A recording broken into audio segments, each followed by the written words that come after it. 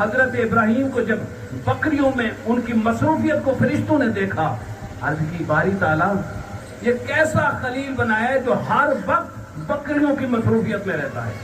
اللہ تعالیٰ نے فرمایا تمہیں مغالطہ ہے فرشتوں، ابراہیم علیہ السلام کے ہاتھ اور آپ کی نگاہیں بکریوں میں ہیں، دل میری یاد میں ہر وقت مصروف ہے۔ جاؤ ازما لو ابراہیم کو۔ فرشتوں کی جماعت اتری اور فلسطین کی سرزمین پر پہاڑ کے اوپر اللہ کے خلیل ابراہیم علیہ السلام تشریف فرما ہے۔ بکریاں چر رہی ہیں کثیر تعداد میں، اور حضرت جبریل امین انسانی صورت میں آئے اور آ کر حضرت ابراہیم کے پیچھے بس اتنا کہا اللہ اکبر۔ حضرت ابراہیم نے اللہ کا جو ہی نام سنا بس دیوانہ وار تڑپنے لگے پہاڑ پر، اور نیچے اترتے ہوئے کہا کون ہے جس نے میرے دوست کا، میرے یار کا، میرے کریم کا نام بلند کیا ہے؟ خدا کے لیے ایک دفعہ پہ سنا دو۔ پر حضرت جبریل امین انسانی صورت میں تھے کہ انہوں نے کہا میں نے کہا ہے اے ابراہیم، وہ تو میں نے اپنی مرضی سے کہا تھا نا، اللہ اکبر، اب آپ کا حکم ہے، آپ کی ڈیمانڈ ہے، آپ کی فرمائش ہے، تو پھر مفت میں نہیں سناؤں گا، اب کچھ مجھے چاہیے، قربان جاؤں اللہ کی ذات پر، اللہ کے نام پر۔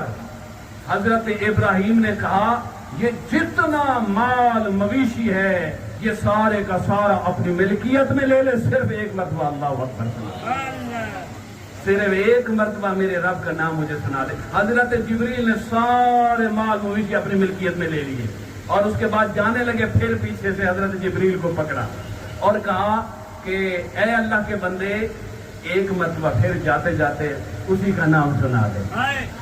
تو اس نے کہا کہ پہلے تو سنایا تھا مجھے بکریاں مال مویشی ملے، اب تیرے پاس کچھ نہیں، اب تو کیا دے گا مجھے؟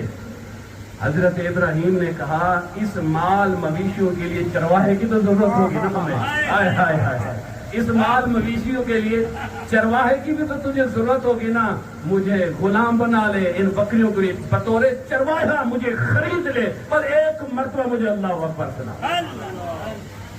اب پتہ چلا ہے کہ خاص لہن میں ہم قرآن کا نغمہ اور نعتیں کیوں سنتے ہیں، اور پھر جب نعت خواں نعت پڑھتے ہیں تو ہم علماء کو، نعت خواں حضرات کو یہ نذرانہ کیوں پیش کرتے ہیں؟ اب سمجھ آ رہی ہے نا آپ کو؟ کیا بات ہے؟ ابراہیم علیہ السلام کی ذات اقدس نے حضرت جبریل سے کہتے ہیں میرے رب کا ایک مرتبہ نام سنا دو، ساری بکریاں دے دی، پھر سنایا، کہا کہ مجھے اپنا غلام بنا لو۔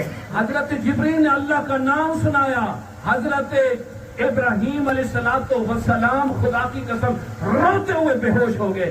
جب ہوش آیا تو فرمایا اب مجھے لے چلو، اب میں آپ کا غلام ہوں۔